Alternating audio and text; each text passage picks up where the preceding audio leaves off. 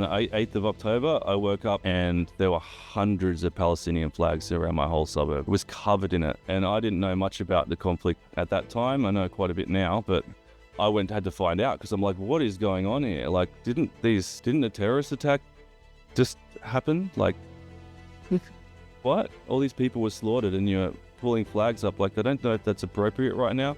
I don't know why people are putting flags up of other countries in general. Quite honestly, I wouldn't stick an Israeli flag or any other country. I wouldn't even stick an Australian flag in my yard. But there was hundreds and hundreds of flags everywhere, and it was quite shocking, to be honest. We were like, whoa, that's when we ended up. We were thinking of leaving the suburb. They were like, I actually feel unsafe here now.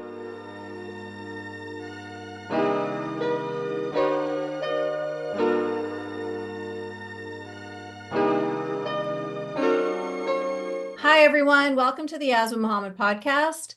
Today, I have with me Luke. Luke is a very interesting man. He grew up in a British Israelite cult in Australia until he was 10 years old, after which time his family left the movement. And then he attended a Christian high school where he experienced religious indoctrination, insinuations of gay conversion ideology, and was surrounded by extremely homophobic Christian culture. Later in life, he moved into a majority Muslim Australian suburb with his partner, housemate, and 2 dogs. Over several years, he saw, heard, and learned many things which made him question the good nature of yet another religious ideology. So, Luke, my goodness, I don't know if you ever heard of those guys that have been like hit by lightning 2 or 3 times. I feel like after reading your bio that you're one of those guys. So tell us about your very first cult experience in the British Israelite cult in Australia. Yeah. So, my family was my mum was mainly, and my grandparents were mainly a member of a British Israelite cult, which is, I don't know if anyone knows what it is, that type of thing, that I don't. Please story tell is. us. It's people out there that believe that the 12 tribes of Israel, when they went off to different places, that one of those tribes went to England, and that's where the English people come from. It's archaeologically nonsense.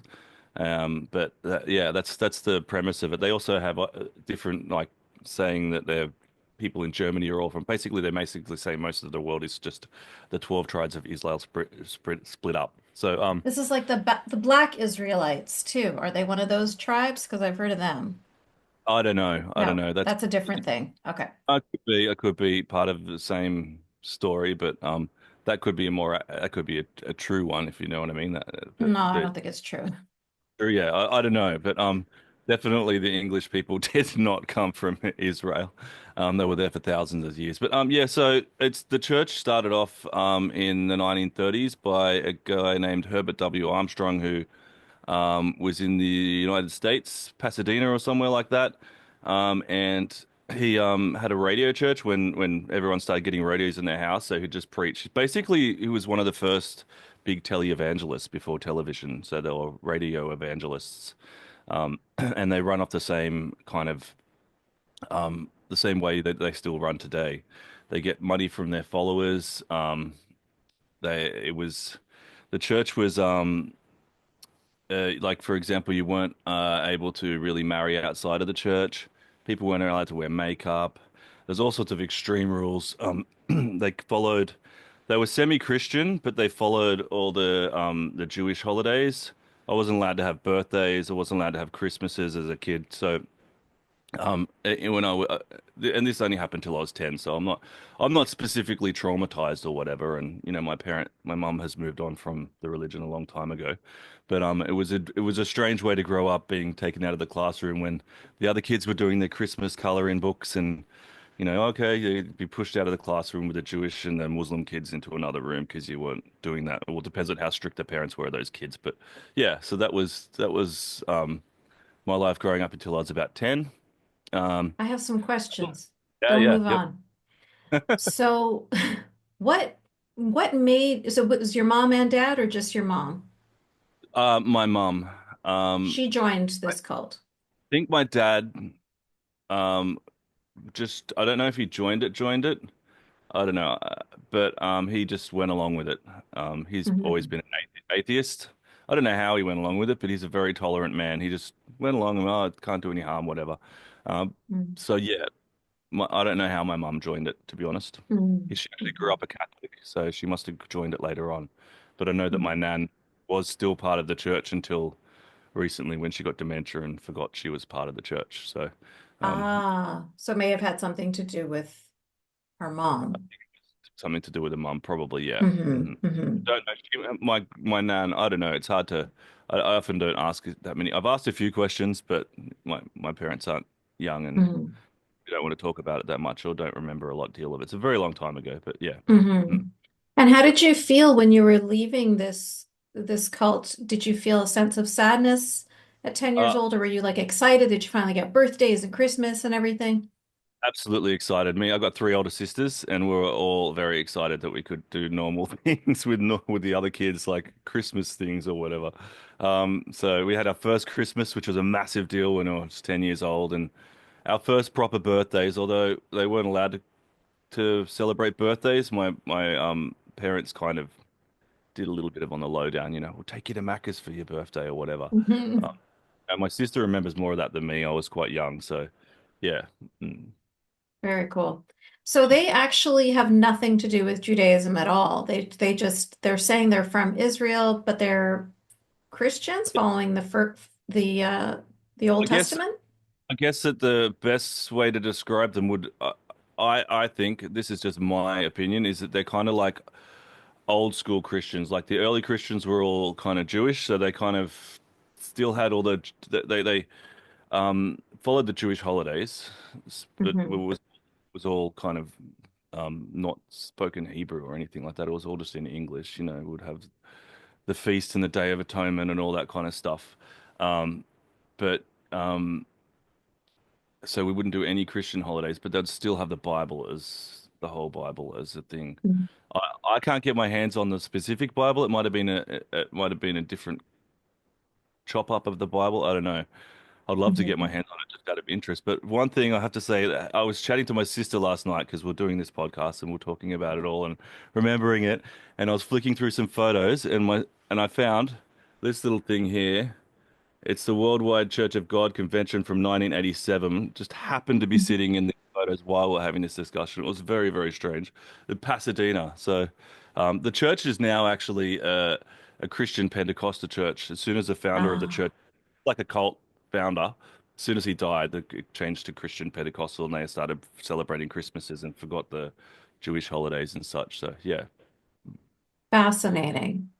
So you got to be a part of history there, like a little bit of, it's yeah. all gone now. So you got quite a unique experience. Yeah, it's all gone now, but I'm sure they still rake in money from their Christian followers now because they certainly raked in money. I watched a Mm. documentary. They were raking in, they had 100,000 followers worldwide and they were raking in $80 million a year back in 1979. Wow. So they're Yeah. raking, like the followers were like deep It was pocket ton, followers for that. Like a hundred yeah, thousand is not a lot of people to get 80 million. That's crazy.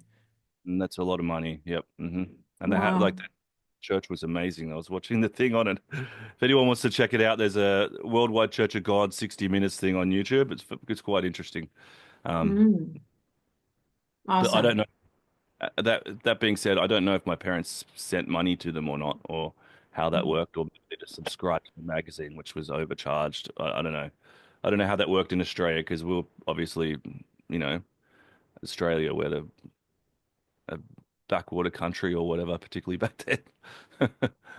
So I don't know whether we were a high priority on the Worldwide Church of God or we're just people that were helping fund it on the side. Um, yeah. Fascinating. Wow. And so now you're excited. You're going to leave this cult and you're going to get to celebrate birthdays and Christmas like all the other normal kids.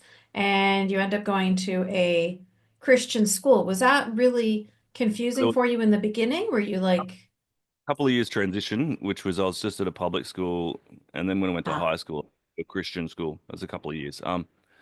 But it was strange going to a Christian school.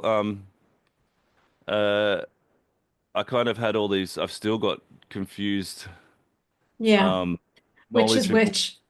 which because Yeah. they're both the same book, but they both believe different things. I don't know. Some Yeah. of them took, the Bible, and that's like that. You can take whatever you want. It's a feast. Just take whatever you want. Like you can believe anything and then find it in the Bible. It's so big. Yeah. So mm. So that must have been confusing for you when you were sitting in class in the beginning, because I'm sure there was like a lot of the terms were similar, but then maybe things were practiced differently. So did you find when you first started in this school that you were a little bit of a maybe an outsider, or you felt like you didn't really fit in with the other kids that maybe were more familiar with the Christian religion? um, actually, probably not in a sense, because the Christian school I went to was like a non-denominational Christian school, so they would let anyone in there as long as they let you preach at them all day Mhm. long, whatever. You have your Christian class each day for like half an hour or whatever, for years and years, and you had to listen to all their stuff. So I probably wasn't. I probably, in a sense, had some more of a knowledge about the religion than a lot of the kids that were there. Um, Interesting. just because, I spent my whole childhood going to church every Saturday, for long periods of time. We would go on as part of the church. We would go. Sorry, I got a bit of a runny nose. It's come up in the last day. As a part of the church, we would go on week-long holidays to church conventions, and because you kind of supposed to just socialize with people in the church, not with people outside of it. Those things were a big deal because that was your time to socialize. So I was used to, being in church all week long for a week or two of the year, like just listening to them carry on with their nonsense. Yeah, Um, so I can I'd heard relate. a lot. I'd heard a lot of the stories that by the time I got to the Christian school, I'd already heard a lot of what they were preaching. Mhm. Mhm. And so tell me about the homophobia, and how that affected you as a child. Like what do you remember about the sort of the you were saying insinuations of conversion therapy and stuff. Tell us about that. I mean, I probably knew that I was gay when I was like 12-ish.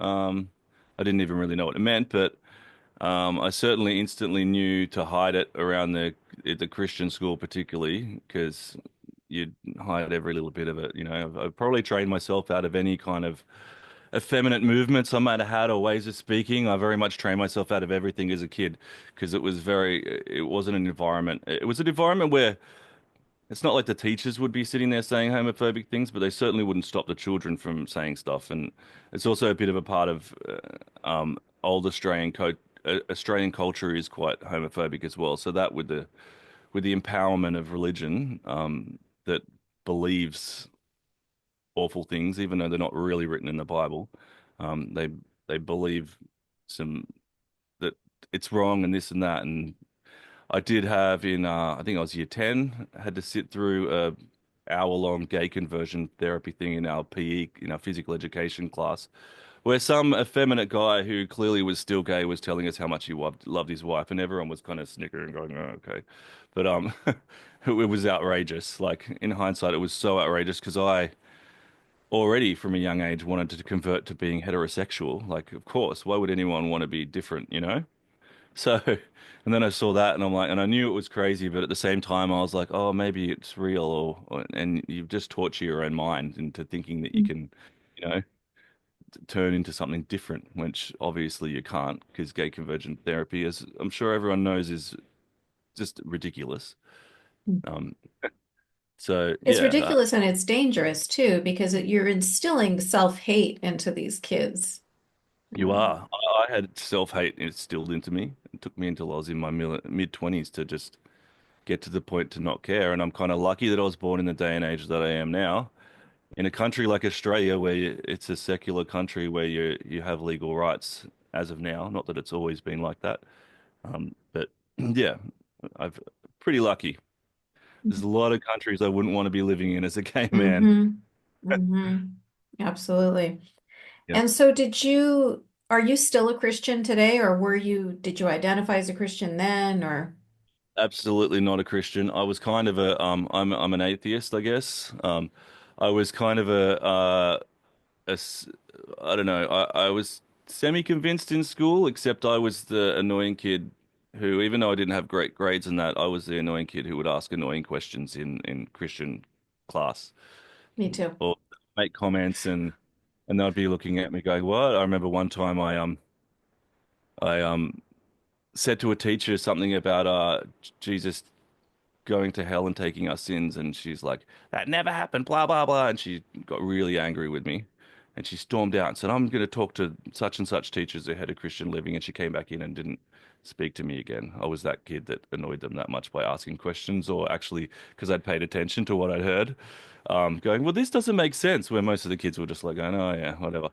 So that was my experience, even though I just like even though I kind of believed it until I was about 20, 21, then I really became um, a non-religious person, let go all of those beliefs because, it's hard to do. It's like I find it like I think of it like a fantasy that you can actually believe is real. It's like the Lord of the Rings, but it's a real one. So the hobbits are real in the Bible. The giants are real, and the unicorns are real, and all that kind of stuff. Like it's the thing that when you learn it as a child, it's hard to break your mind free of indoctrination. As you know, it's very difficult, and it leaves you with an empty spot in your brain. You have to fill up with something, with some sort of explanation, because you've been given an explanation for why everything's here. It's all written down in a book, and then you've got that book no longer exists. It's like pulling the carpet from under your feet, um, which was difficult. I think I had a bit of a breakdown when I was in my early 20s, and I think that the gay thing and then that on top of it were the two things that were kind of like, oh, my whole world's turned upside down. Um, so yeah, um, it was hard. It was hard leaving it in my head, even though I don't know if anyone ever thought of me as a Christian, as that there is something that just sticks with you until you actually tear Yeah. it off you, I guess. Yeah. It's a part of your identity anyway. Like it's just innately there. You're born and raised in this environment. You went to this school, you're part Yep. of this family. You were never really given the opportunity to think about whether you believe in this or not. You were just told this is truth. This is the way it is. And so it's almost through osmosis, you become a believer in all that.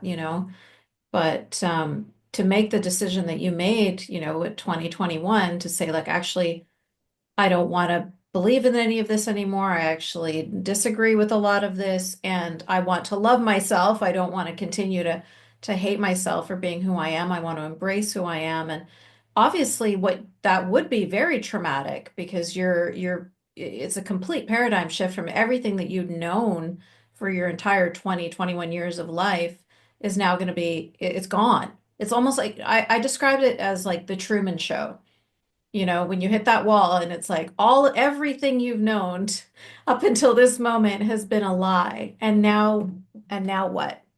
And now you Yep. have to figure everything out from scratch. Yeah, it's debilitatingly scary and lonely and, millions of different emotions on top of each other. Yeah. I actually think that I actually had a bit of an advantage being in that cult religion till I was 10 and just watching the fact that my mum had just gone from believing something completely to not believing Right. kind of gave me a bit of an advantage as well, because I understood that you could just walk away from a religion, Hmm. walk away from an ideology, and you could find a different one that you like. Hmm, That's great. Yeah, that's right. So you saw that it was possible. So hmm, she kind of gave you that blueprint. And how yeah. did she respond to you? How did she react to you? Your dad, I guess, would have been cool with it because he was already a non-believer. Your sisters, were there any kind of repercussions with your family or your community? No, great. The time I was in my 20s, my mum had, I think, I mean, by the time I was 30, said, I hope to want to talk on behalf of my mum. I don't know what I believe I'm right at the moment, but I assume that they're both atheists because that's what they've said to me in the past. So Hmm. my mum had gone from the religion, yeah, by that point. Well, that's good. That's really good. So I don't know if you've heard about my organization, Free Hearts, Free Minds, but that's essentially that's what we do. We help people who are in that moment of religious trauma, of just losing everything and having to rebuild everything. And so we're kind of like that community that help people through. But unfortunately, they're not in countries where they're safe, and even if they are in countries where they're safe, they're not in families where they're safe.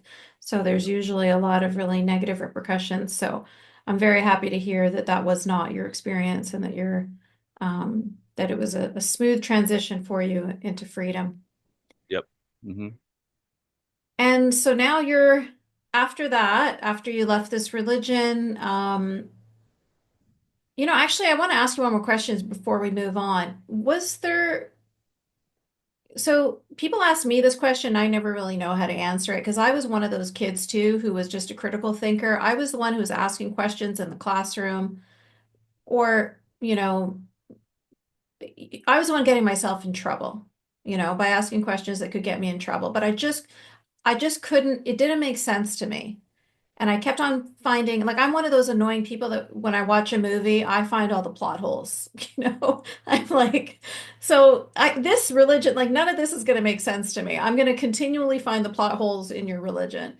So what is it you think that what is it that differentiates us from other people? Like, or what was it for you? Do you think that you had any, like, were any books or people or experiences or somebody who inspired you? Um, how did you know that you can use your brain? Because you went from one cult to another, basically from one ideology to another. What made you at 2021 realize, like, I actually don't need to follow anything? Because I would assume at that point you just choose another one, but you didn't choose another one. You said, no, I'm gonna let it all go. I don't know. I'd already been so critical of Christianity. Was just made such little sense to me for such a long time. So many things contradicted it, you know, constantly contradicting each other, or they'll teach you one thing and then another thing. And it I think that when I went to uni in my early 20s, I started reading a lot of books and discovering that there are all different ways to look at the world. Um, so that helped a lot. Through my 20s, I think I became a fan of what's now known as a new atheist movement. So I read books by people over those years, like Richard Dawkins and various. I don't remember now. It's been a while since I've looked through my old books, but yeah, a lot of thinkers, and I'd like to watch people speak and lecture. When I was at uni, I did philosophy for the first year when I was doing my first course. So learning different ways to think in the philosophy class, Nietzsche and all different ways, and suddenly learning about the Enlightenment and which I didn't really learn any of that stuff in school. Wasn't at university that history became, clear to me, that how we'd managed to move on as humans from um, tribal religious people, I guess, into what's modern day Western society. So learning all that has helped replace the religious section in my brain with a rational, logical way of thinking about the world instead of a someone else dictating my perception of reality. Mhm. That's beautifully said. Because I think a lot of people who were true believers, and I think you and I maybe don't fit into that category so much. They always talk about this God-shaped hole because they really loved God and they really loved their relationship with God. And then, so it was kind of like um, they're reluctant, like they're reluctant non-believers. You know what I mean? It's like all the facts are in front of them and they have to, read the writing on the wall, but they don't want to because they liked the comfort of having all the answers and having that moral certitude and all that stuff. But for me, it just, as difficult and as painful as it was, the joy of being able to use my brain without restriction, the joy of being able to choose what I want and what I like and what I prefer, the joy, the ability to think, to not be restricted. You're not allowed to think about this. You're not allowed to question this. You're not allowed to talk about this.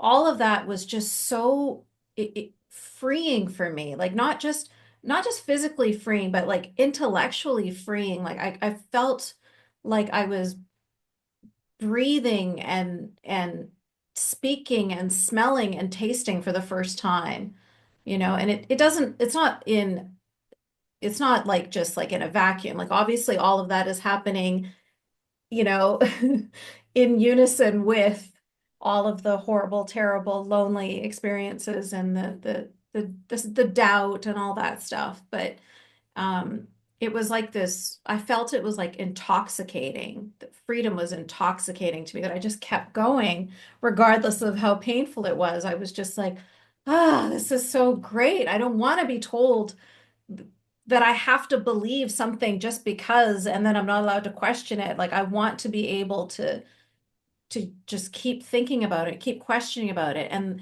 the mystery and the intrigue and the beauty of the world, like it just felt so much, it's just vast now. Whereas the world was so teeny tiny and everything was so, black and white and there's nothing adventurous or fun or interesting there.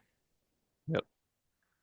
I can't like reading your book. I can so understand what you mean because your life sounded. I hope that everyone's read your book that's watching this, but your life sounded very suffocating. Like I can't imagine what it would be like to be suffocated and be covered Yeah. all the time. Things like that. Just the relief that you must have felt would be like, wow, well beyond Yeah. any experience that I had of leaving a church or the religion or the ideology, I think. But wow. Yeah, but there are similarities because that's the physical restraints, which were obviously extreme. But I think the mental shackles that we all have in our brains when we're indoctrinated from such a young age, those Mm. are really the hardest things to break. Yep, absolutely. Yeah. Uh, I don't even. Yeah, I'm so glad it's something that I barely remember now. It didn't traumatize me that much, but it wasn't pleasant. It was Yeah. dark and awful, and it's hard to find your way when you kind of all of that's taken away from you, you know?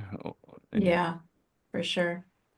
So now you're free and you moved to a Muslim majority suburb in Australia. Now tell us about that situation. When you were living there, how did they react to your same-sex partnership, to your dogs? Did you find any similarities with your former ideologies, any distinctions? Tell me about living in that neighborhood. definitely a journey. I'll take a tiny step back, and I went to uni about 20 years ago, and speaking of being indoctrinated into ideologies, I feel like I was slightly indoctrinated into what is now kind of woke thought about the Yeah, world. So I've only in the last 3 or 4 years kind of broken out of that as well. So that's just another way that you don't realize you don't even know you're part of that. And I think that we were living in a cool, fancy suburb in Sydney, and it became too expensive. So our household went and found another suburb, and we went looking around. We're like, this place is really cheap. It's great. And we're like, we drove through the area. It's Muslim suburb, and we're like, we don't care. We love people because I do love people, all people. And I love Muslim people as well. I just don't like I Islam as a religion. Um, also, I was, I had the thought that all religions were kind of the same, which I don't particularly believe now. But yeah, moving there was interesting. I didn't know anything about Islam really at all. We learnt stuff about the beliefs when we moved there. Obviously, as you mentioned, the dogs. People don't have dogs. Um, so we like walking down the street. We went to a cafe at one point, and one of our dogs touched a guy, and he's like, "Oh, just so you know, I have to go home and have a shower now because your dog just touched me." I'm just like, what? Huh? Um, what I found really interesting about living there, because we had some lovely neighbors, that really like there were some lovely neighbors across the road. They were a Muslim family that there were three of them. The parents were in one house and they owned another house down there, and their kids lived in it, adult children and that, and we kind of all got on well. Um, but it was so obvious to me that I barely ever saw the women. Like we lived there for 7 years, and you'd see the women run out of the house, jump in the car, pick the kids up, run back into the house most of the time. In the last year that we were there, I remember walking up the street, and the lovely man across the road's wife was there, and I was like, "Hello," and she's like, "Oh, do you live just here?" I'm like, "We've lived here for 7 years," but yeah, like it's very much. You'll go to the cafes and the shops, and you'll never see in that particular suburb.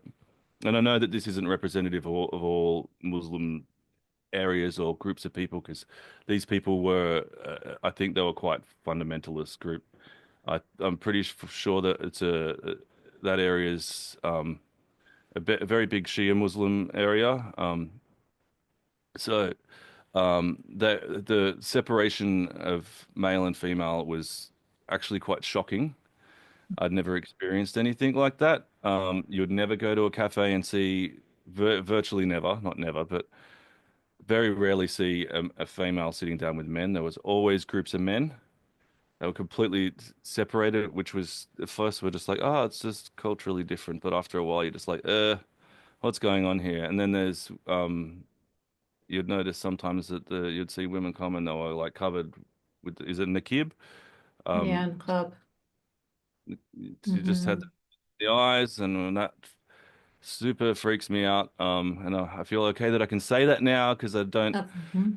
People are like, "Oh no, you can't say that. That's racist." It's like, no, it's actually not. And that's another thing. I was indoctrinated into this idea of this woke cultural relativist thing, which Mhm. is crazy. Like after watching you speak to all these amazing people, these amazing women that have kind of broken out of that.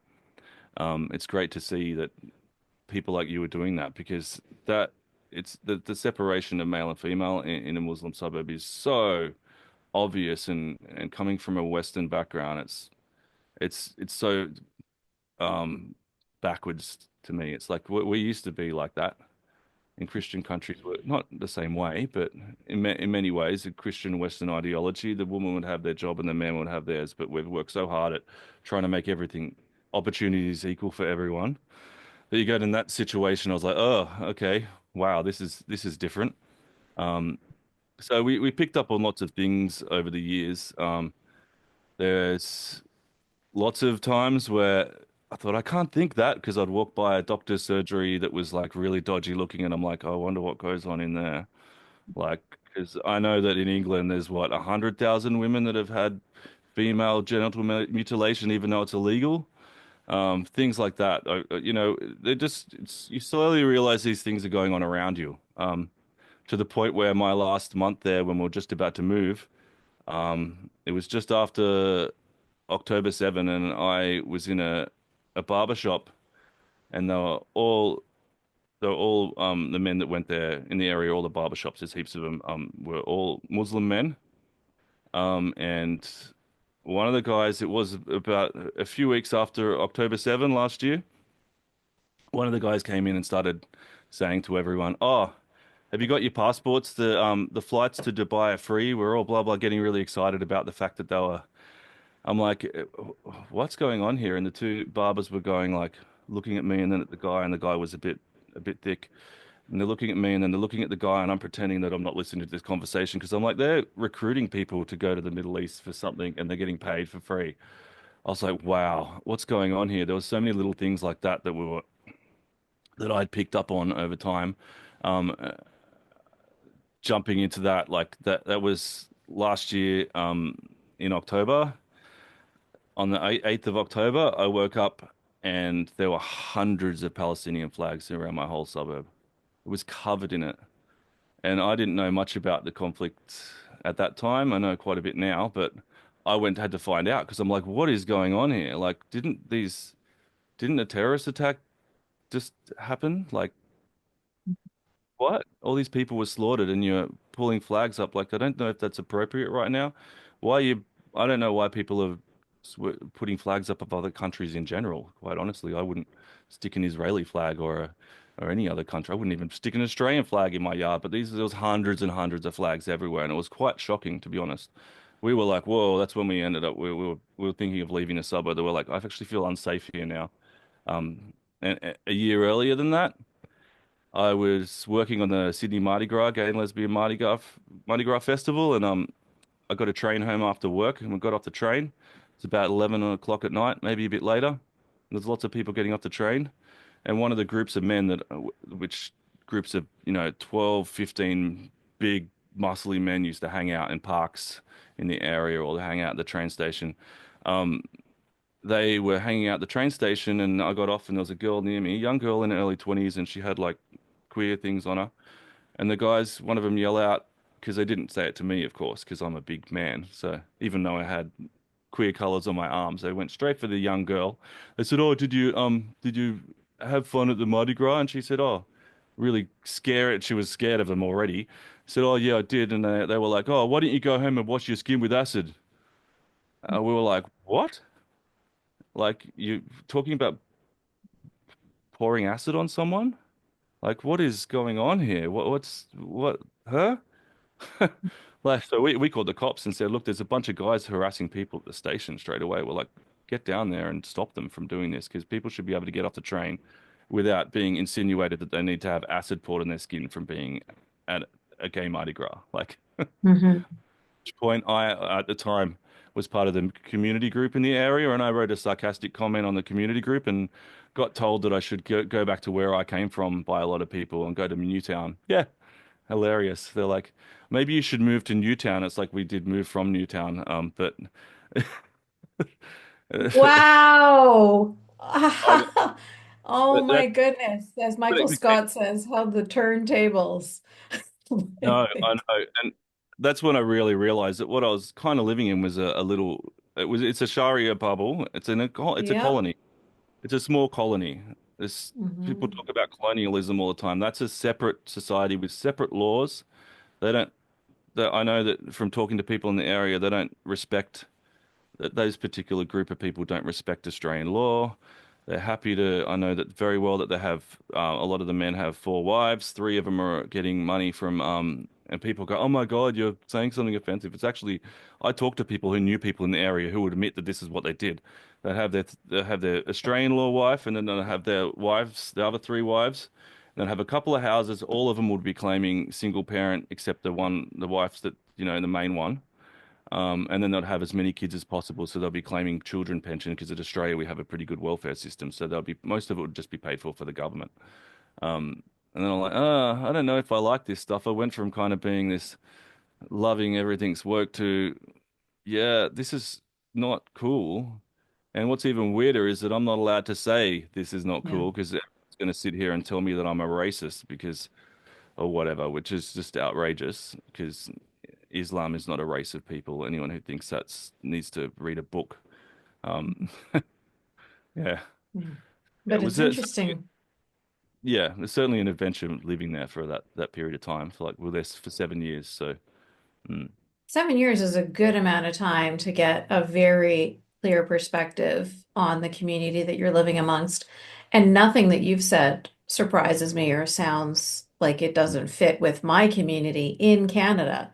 I mean, that yeah, was my personal experience when my mom was a second wife and he made her quit her job and go on welfare because it was, shameful for a woman to be working outside the home, but it's not shameful for him to be stealing from taxpayers, right? yeah, But this is very common. yeah, absolutely. Yeah. I didn't know that was going on around me. It surprises me that's happening in Australia. But it is. It's everywhere here. It's a Mhm. massively growing community. Mm. And the fact that you cannot criticize it, the fact that they try to silence you, not just them, but all of the useful idiots, right? The fact that they silence you from speaking up is exactly what empowers them to continue to get worse and worse. Because as you Yep. mentioned, that's the way it used when you were talking about this whole segregation of men and women having their place and da da da, like being subordinate to men and stuff. And you said, like, that's the way it used to be, but we've worked hard to progress and make things different. You also talked about being gay and how that things are so much better now than they used to be for generations before us, et cetera, et cetera. So this kind of progress does not happen if people who are trying to criticize it are silenced and who are Hmm. told that they are demonized and they are like they're the ones who are being um, you know, whatever, like be silenced and being called all these different slurs, right? Yep. So the only way for any community, any society, any culture to progress is through criticisms. Yep. You're in your own country, you're in your own neighborhood, and you are being silenced from criticizing your own life. Like Yep. you're trying to live in a safe environment, and you are the one who's being criticized for that. Like the fact that you had to, initially when you first saw this gender segregation and your initial reaction was, oh, it's just cultural differences. That's because they trained you to think that. But Yep. you innately, and you said it yourself when you saw the woman in niqab, it freaked you out. Of course it freaked you out. Because you've got like some ninja walking around. It's weird and it's uncomfortable and it's different and she's not fitting in with you. You know that this woman is wrapped up, in a death shroud as she's breathing. You know that this is not a healthy thing for this woman. You know that she's being dehumanized. You can feel it, right? Like we know, we can see, we know each other. We're social animals, right? And you have to silence yourself, you have to silence your brain, you have to bite your tongue, and because you're being told that you're the racist one. And Yeah. it's such gaslighting to me. Like it makes me so angry that people are gaslit into not believing their guts, you know what I mean? And their minds. Like, this is wrong. And you shouldn't be gaslit into being told, no, no, no, no. FGM is perfectly fine. Niqab is perfectly fine. You know what I mean? All of these things, like you are, you are right to feel that this is wrong and that it should not be something that you should Yep. just accept quietly. Yep. Yep. Absolutely. And it's hard to do. It's hard to break out of that. And that woke cultural relativism is just as hard to leave as a religion in some sense, because you start to change your worldview around these ideas, that, oh, these people are just, that's just their culture and that's okay. It's like, I know that when that girl who's completely covered except her eyes wakes up the next day and she thinks, oh, I wonder what it would be like to be one of the other girls out there who has a free life. I know that her family will not accept that. She has to make the choice of either leaving her family and risking her life, or just staying covered and hidden to the world. Mhm. And Yeah. I mean, we should be allowed to talk about that. Yeah. It's And that's in a free country. So yeah. imagine any of the other Muslim majority countries. I've How had I've had conversations. I'd already years ago had people delete me off Facebook because I said that you can choose your religion, and they said that's hate speech. And I'm like, yeah, no, yeah, yeah, That's called and it's not. freedom of belief, freedom of Yep, religion, freedom of yep. expression. These people are crazy. That's why I don't use social medias anymore. I mean, in the last 12 months, I have lost a bunch of friends because like one guy was carrying on about the Jews this and the Jews that, and he's quoting the Bible, and I just corrected his quote because it was completely misquoted, and said that's not true. And he's like, the Jews this and the Jews that, and I just said, look, I don't mind if you I said you have every right to have a go about the IDF, and the Israeli government. I said, but I got Jewish friends that have never stepped in Israel in their life and they have nothing to do with it. So how about you leave them out of it? And the dude went nuts, told me I was a colonialist, and deleted me as a friend. I was like, Oh, okay, good. well. Maybe educate yourself, like about what Mm, about maybe go and meet some new friends from different cultures and backgrounds, because clearly these people, they don't. And in Australia, there's a massive movement of that. This there's like these rallies since the October 7th thing, like against that there was supposedly, even though people say it wasn't true, there was gas the Jews, like down at Sydney Harbour, there was hundreds of people walking down there. They weren't saying that. It's like they were saying that, and it's become bigger and bigger. Yesterday, there was a firebomb thing in Sydney where cars were, no, a synagogue was burnt down in Melbourne, actually. Yeah. A synagogue was burnt down, and our government's letting this happen. And because people think, these protesters are just going out there because they care about the Palestinian people. It's like, they're not going out there protesting because they care about the Palestinian people. And if they were, I would mm, be like, sure, that's great, but that's not what they're doing. They're caring about the hatred of Jews and their religion and how they've interpreted it into hating Jews. That's so obvious, because if they cared about dying children, then they would have been out protesting against the war in Yemen, wouldn't they? Because 10 times as many people died there. They'll be protesting the war in Syria because more than, you got 40,000 people versus 700,000 people dying. Like the same people who are saying it's not relative to compare the 1,200 people slaughtered with the 40,000 people, because that's way more, have ignored the more than 1 million people that have died in other wars in the area, backed by the same ideology, backed by the Yep. same money that Iran has put into it. None of them that go to the protests, none of them are protesting about, schoolgirls getting poisoned in Iran or gay people getting hung in the street. None of them are saying a word about that. They're all just virtue signaling about the Palestinian cause, which, it's a good cause. I hope that there's freedom for the people in the West Bank and Gaza one day, but I also hope they're free from their religious overlords as well. You know, like it, 100%. and Yeah. I've only really learned a lot of this stuff in the last 12 months. Your podcast has helped me. A lot of people have read a lot of books. I just read Masab Hassan Yusuf's book. Yep. Very fascinating. He's a really Yep. interesting guy.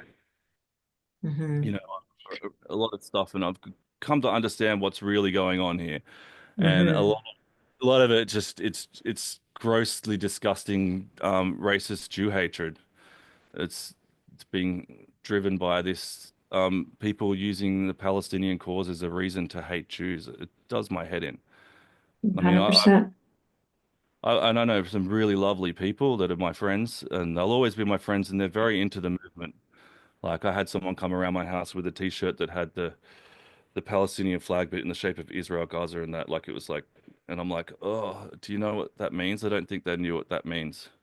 I don't think they, Hmm. I don't think they knew that the people who designed that shirt quite probably Hamas members or some sort of group that design those shirts and they sell them and they make money from them. They want to kill all the Jews. They don't want Hmm. to land back to the Palestinians. They want to kill them all. It's crazy. The Hmm. world is Yeah. nuts, and our government in Australia has spent $5 million in the past year policing all the rallies. Our city's being shut down every weekend. In Sydney and Melbourne, you can't walk down a street without a Palestinian flag being up somewhere.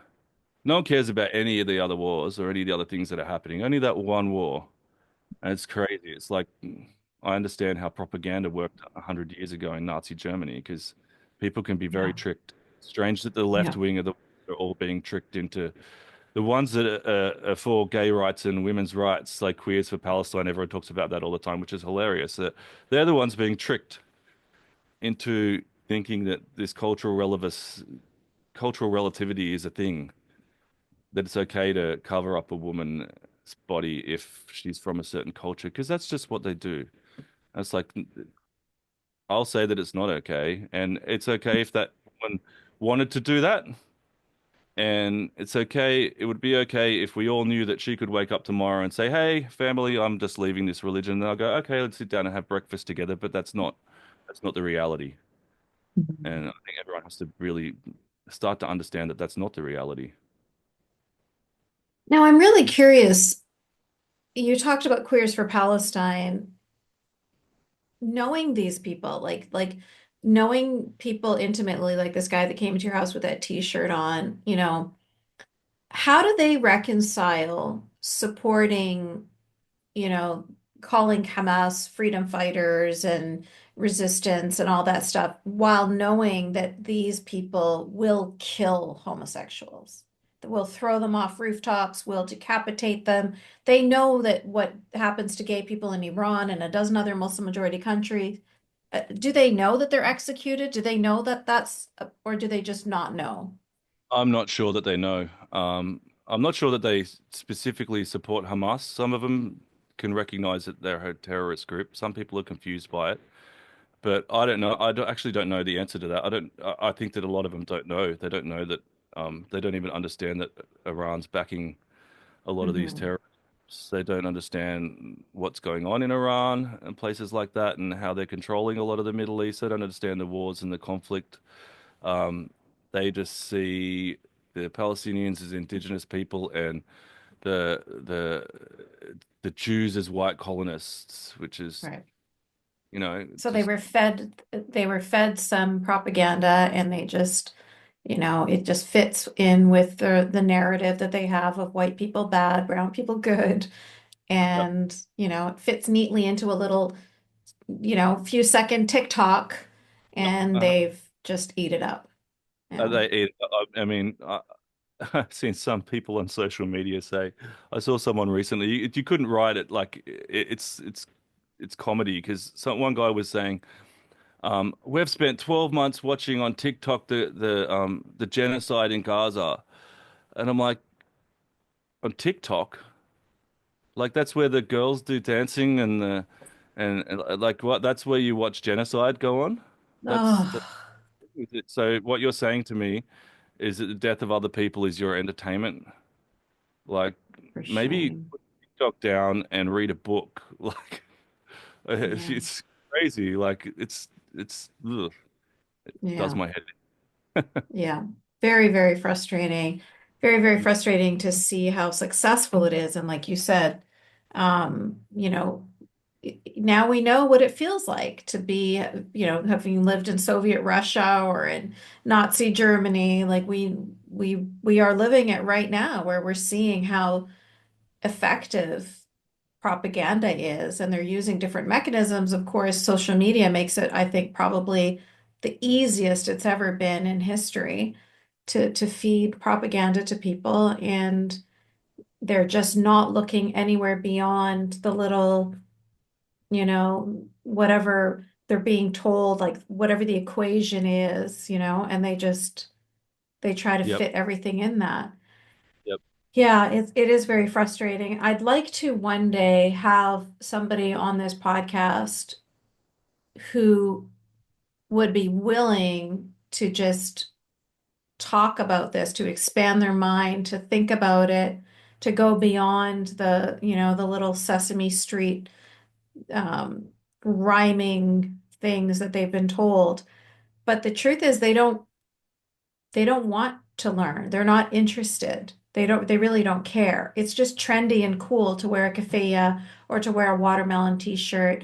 It's just what you do before you head off with your friends to go drinking or whatever. Like they don't really care about the Palestinian people. They don't really care about any of this. It's just it's just trendy. Yep. It's just trendy. It's really trendy. It's Mhm. strange thing to be trendy. Um, Yes, it's a really very is. I don't understand it. Yeah. Yeah.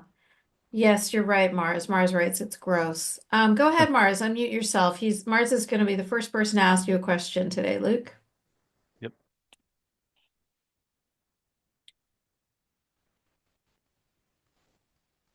Thank you, Yasmin.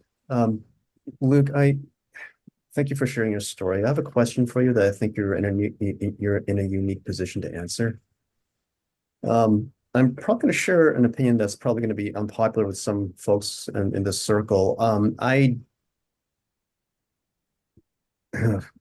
think the quote unquote good Christians, good Muslims, good Jews, good Hindus, good whatever down the line are people who pretty much just practice their religions in name only. And the values that we celebrate today in Western cultures they came from the Enlightenment era that have been grafted very awkwardly onto the modern interpretation of these religions, and they carry a lot. They still carry to this day a lot of toxic items that go with them. In this case, the most salient is homophobia.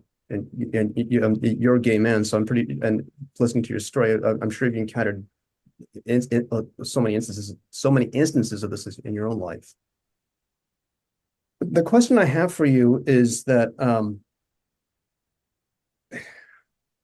in the modern era, do you see any kind of utility to religion's survival? I mean, we see modern instances of these faiths, and they serve for lack of a better term, and I'm oversimplifying it wildly here, that these religions serve a social utility. I think it goes a little bit more. It goes a little bit more to depth than that, and I'm inclined to believe it to a certain degree. But what I'm worried about is the ability for a lot of this toxicity, like a misogyny, homophobia, slavery, and all that stuff, is going to be dragged along into the modern era, kicking and screaming, but nonetheless, it's still there and has the potential to resurge. all that being taken into account, what's your opinion on this? Does religion serve a utility in the modern era? And Um, yeah, yeah, no, it's a great question. It's a hard thing. I think it's the difference between thinking about something as if you can change it and thinking about something as if it's already there. If I could change it, I'd take the religion away.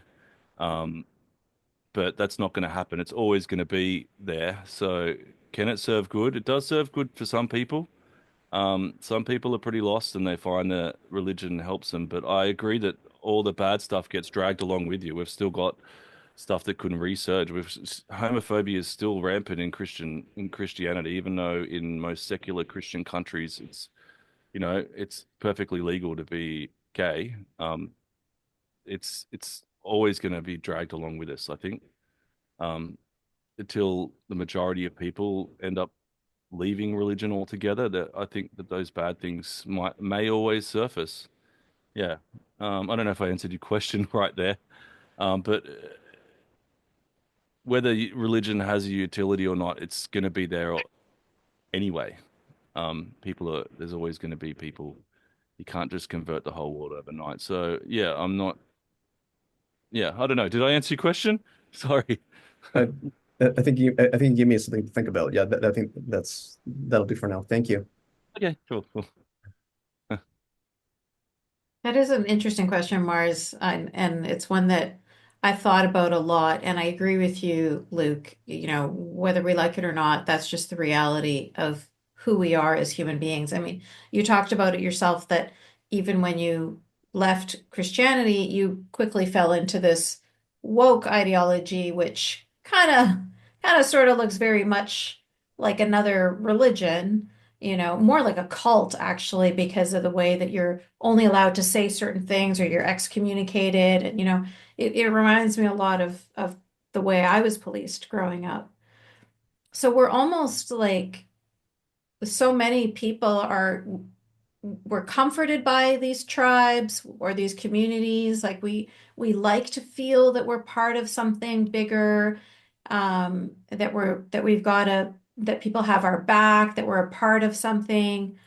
Um, so I think that that is really the part that a lot of people love, and then they just kind of take the good with the bad. You know what I mean? They don't want to throw out the baby with the bathwater, so they just love the that community side of things.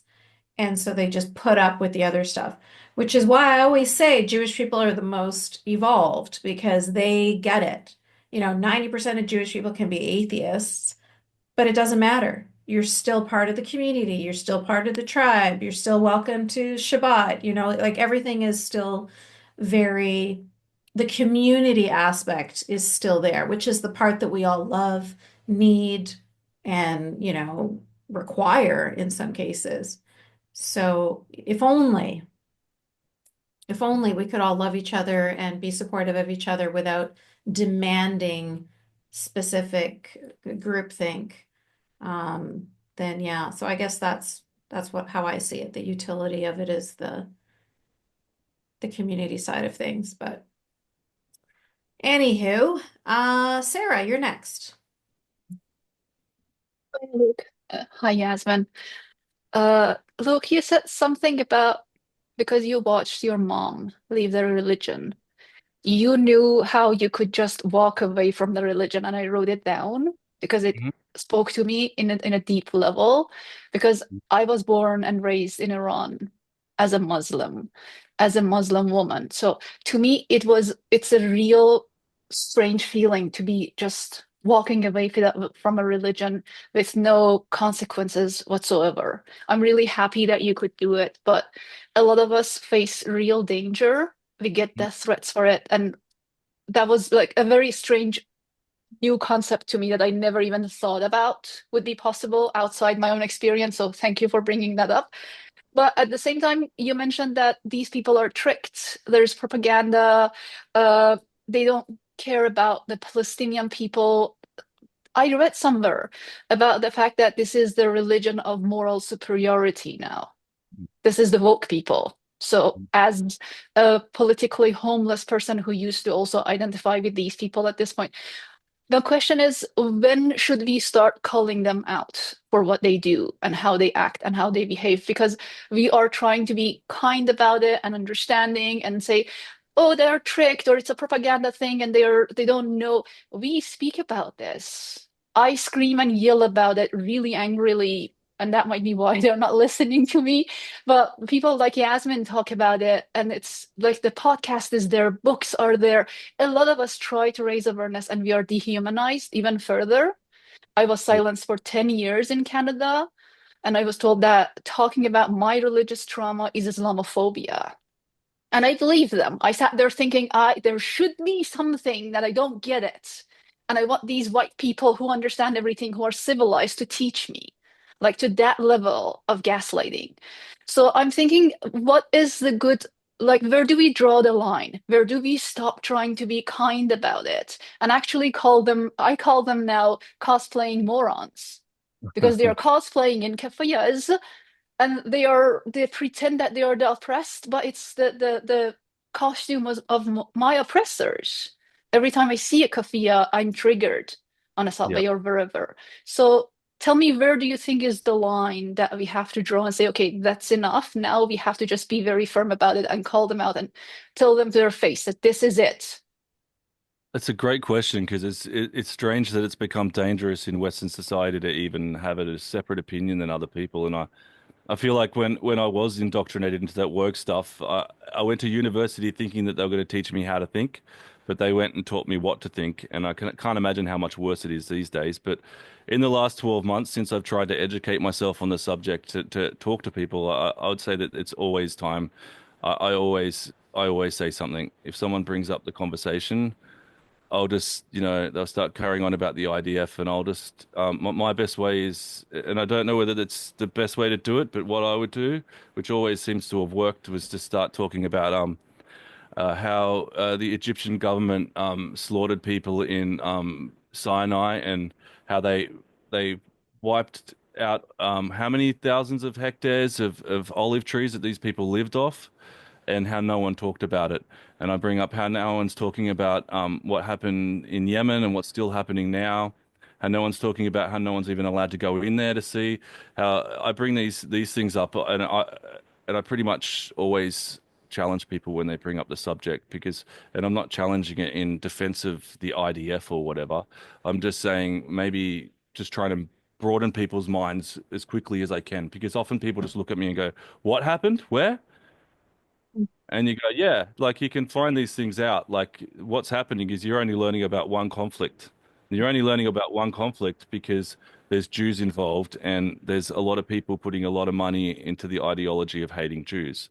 When you can find out about all these different things in the Middle East, all these different terrible atrocities that are happening to humans, and children are dying. Like there was 2 years ago, there was 10 million children on the brink of starvation in Yemen. 10 million children were about to starve to death. How many streets were shut down in major cities protesting the fact that, Iran and Saudi Arabia were having some war, and there's this internal thing going on that no one was talking about it. So I would say that you should always speak up on these things. It's always time to speak up because we've been silenced for a long time. Anyone who's a free thinker who wants to challenge things.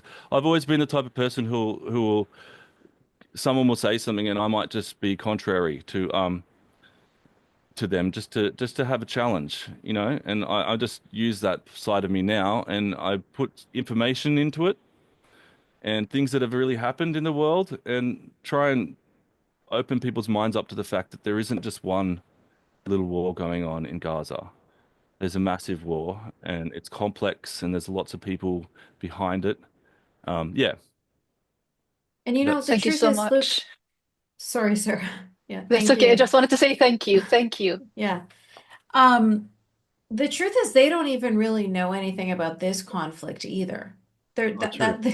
it's one little conflict and they still can't even get this right. You know what frustrated me so much was how the people of Gaza had protests against Hamas multiple times the We Want to Live protests. And people were being tortured, were being imprisoned, were disappearing, their families were being tortured. And where were all of these pro-Palestine people at that time? How come you didn't open your window that morning and find Palestinian flags lining the streets, right? Why did you only see the Palestinian flags lining the streets of your neighborhood the day after thousands of Jewish people were killed and kidnapped? It's very obvious that it's not in support of Palestine or in support of Palestinian people, but it's in support of what happened on October 7th. There's just no question about it. Mhm. It's obvious and it's horrifying to me. I Mhm. was horrified when Yeah. when I woke up and my whole suburb's covered in Palestinian flags, and I barely knew what it was, you know? I'm like, what? I had to go and really learn a lot of stuff. I'm like, that's when I went on a deep kind of, let's start reading books about this because I want to know what this is really about. Good It's for watching, you. listening to people talk about it because everyone was talking about it and everyone's been talking about it since. So, you know, I'd say that if you want to know, just people just need to just educate themselves as much as they can and learn as much and be prepared for the fact that you might still be wrong. Just keep learning. Mm, Amazing. Really good for you. That's unfortunately not at all the common response. mm. Rachel, you're next. Hi, thank you so much for sharing your story. So my question, I guess, is about Queers for Palestine. You kind of touched on it, but one thing I've noticed throughout history is that the gay community and the Jewish community kind of have shared enemies. And not like in Nazi Germany, they both were targeted. Soviet Union and still in Russia, and obviously in the Middle East, and even in Christian world as well. Jews were targeted as well as the gay community. And so I'm interested about, I guess, this movement here.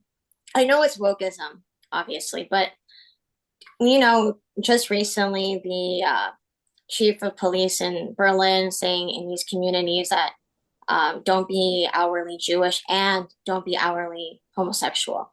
So this is happening now in the last like few months, and I'm just curious: is there any like cracking in any of your friends who are those queers for Palestine? Are they starting to see that this movement is also against them at all, or with these stories, or has that not? Have you not seen a change at all in the last year? I'm just curious about that. I know a lot of I'd say I know a lot of people that are pro-Palestine movement. Not a lot of them are queer. I know that there are out there. So I don't know. I think that not my personal experience. I don't know of people that are a part of that have changed their mind. But I've certainly seen a lot of things online of people being interviewed and they get given about three facts and they sit there with their minds blown that you know they push gay people off buildings in Gaza as soon as Hamas got voted into power, and they're just like what? But yeah, I hope that that does change. I really do. I hope that people and you know you can be pro-Palestinian but and be gay because you know I care for the plight of people there too. But I think that the biggest problem is people separating the movement with caring about people when the movement is actually something that I see as different. The protests in the big cities, they're a different thing than to care about a child dying in a country. They're just different worlds apart, and I don't think those people have separated. In my personal experience, I don't know many queers for Palestine people that I know of. Eh, eh, I hope that I don't know anyone at all.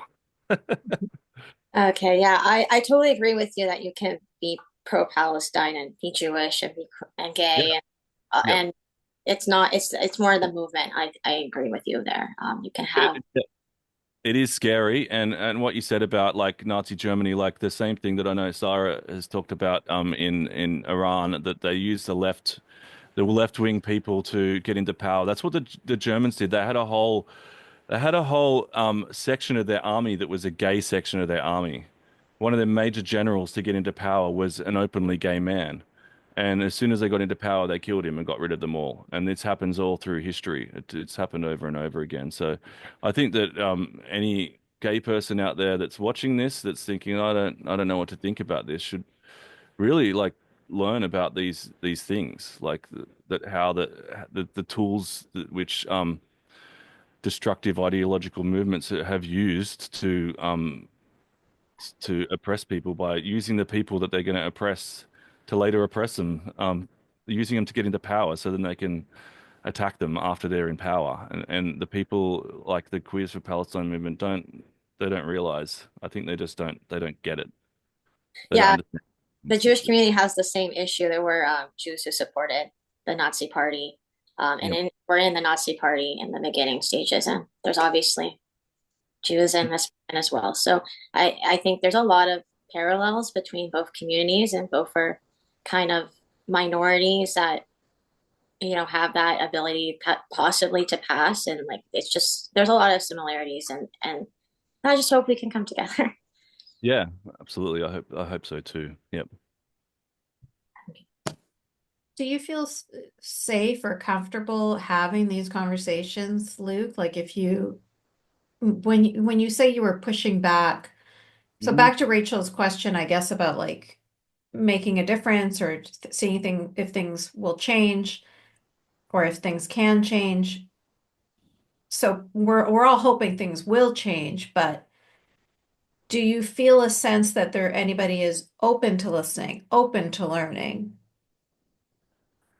Um, Or are you just uh, getting shut down and being told you're an Islamophobe and you're racist and because I use the tactic of actually just talking about other things that are going on and contextualizing the conflicts and or if it's about religion, I'll just try and throw a broader story out there. If you're talking about religions, I might break it into let's talk about the Abrahamic religions and blah blah blah. And as soon as you start breaking it out into a larger story, people seem to, I think, from my experience, seem to listen a little bit more because they realize that as soon as you frame it as a larger story, that's what I think is the most effective from my experience. Whether you're talking about religion or you're talking about cultural differences, just framing it the right way. Yeah. Does that Mm, make sense? okay. Yeah, it does. It does. That's helpful. Thank you. All Mm. right. So before we wrap up, I want to make sure that you if you have any parting words, any advice, anything that you want to tell us before we conclude our conversation. Ooh, I don't know. I don't know. I'm not sure. There's nothing, nothing particularly. I Put think you I've on the said. spot.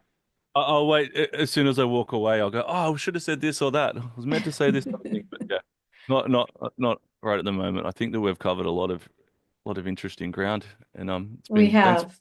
thanks for all the questions, everyone. Um, Yeah.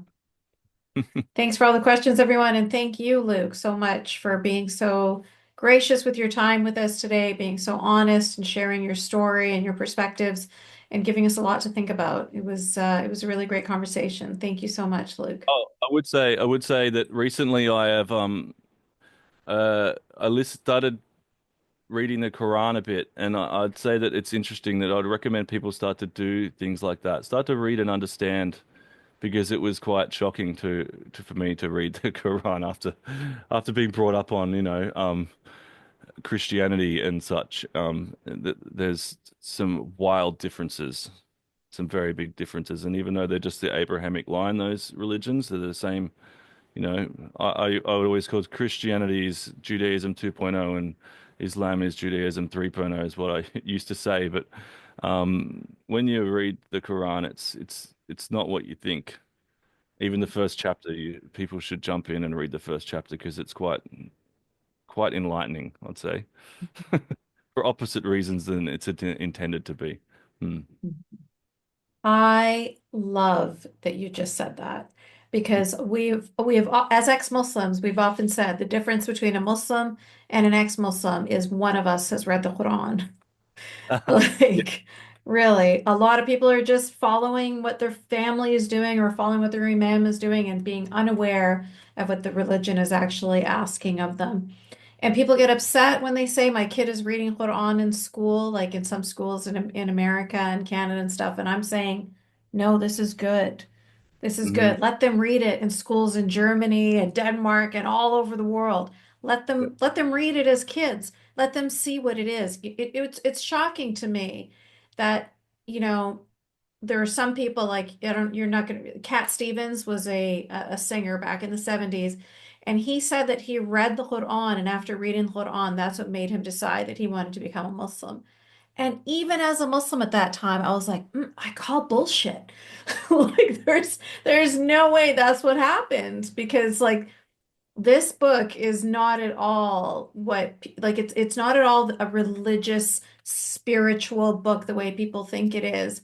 It is just literally rules, rules, rules, fire, brimstone, do this or this is how you're going to suffer, right? We're going to cut off your limbs from opposite sides or you're going to burn like this and that. That's what it's all about. And so, yes, absolutely, completely agree with you, Luke. Read the Hmm. Quran, understand it. That's all you need to know. And most Muslims, unfortunately, haven't even read the Quran. Most of them don't even, even if they have read it, they've read bits and pieces, um, translations, you know what I mean? But very few, there's like 10 to 15% of Muslims are Arab speakers anyway. So most people are just reading whatever interpretation, whatever translation is there. And even that, they can do as much as they can to try and whitewash it. Like my favorite is Surah An-Nisa, chapter 4, verse 34, where Allah tells women or tells men to beat their wives. And it's so funny how the scholars these days they'll put in brackets lightly. Oh my God. Just beat her lightly, you know what I mean? It's like Wow. they're doing their best. And there's a really famous Egyptian atheist named Hamid Abdul Samad who I love his explanation. He's like, Allah is that gay is that sorry, he's that drunk guy at the bar and he's like, beat your wives, man. And then the scholars are all of like his friends that are like, no, no, no, he didn't mean that. He didn't mean that. He meant lightly. He meant lightly. You know what I mean? Like they're all trying to protect Allah from like sounding so terrible. It's like, no, he already said what he said. He wrote it down. Like it's the literal words of Allah straight from like the messenger. So we know what he said. But yeah, they can try as hard as they can to try and whitewash it, but people definitely need to read the Quran to understand it and to understand the religion and what we're dealing with right now. And people, I think that if I would probably suggest that people, Muslims who are wondering whether they should leave their religion, maybe should start reading the Torah and the Bible as well, and maybe they can learn how much their religion took from other religions to begin with through their Yes. That's what and how. happened to me in my history of religions course. It was exactly that. I'm like, oh my God, this thing is just plagiarized, hobbled together bullshit. And not even just Christianity and Judaism, but all the way back to like Egyptian, mythology and stuff like that. He's just yeah. And then he added his own toxic stuff in there too. But yeah, Mhm. it is not at all like this divine thing that you're raised to believe that it is. Anyway, you're great, Luke. Thank you so much. This is a great conversation. I really enjoyed it. Thank you so much for all your insights. And yeah, thank you again for getting up so early for us over in Australia. All right. Enjoy the rest of your day. Take Thank you all. care. Bye, everyone. Bye. After hearing all that, you might be left wondering, what can I do? How can I help? Well, this is why I created a nonprofit called Free Hearts, Free Minds. We are the only organization dedicated exclusively to helping these free thinkers. We empower them with our programs and supportive community, lifting them up so they can heal, speak out, and begin to make positive changes, not just in their own lives, but within the broader community around them. If this is a cause that resonates with you and you want to make a difference, one way to do that is by donating to Free Hearts, Free Minds.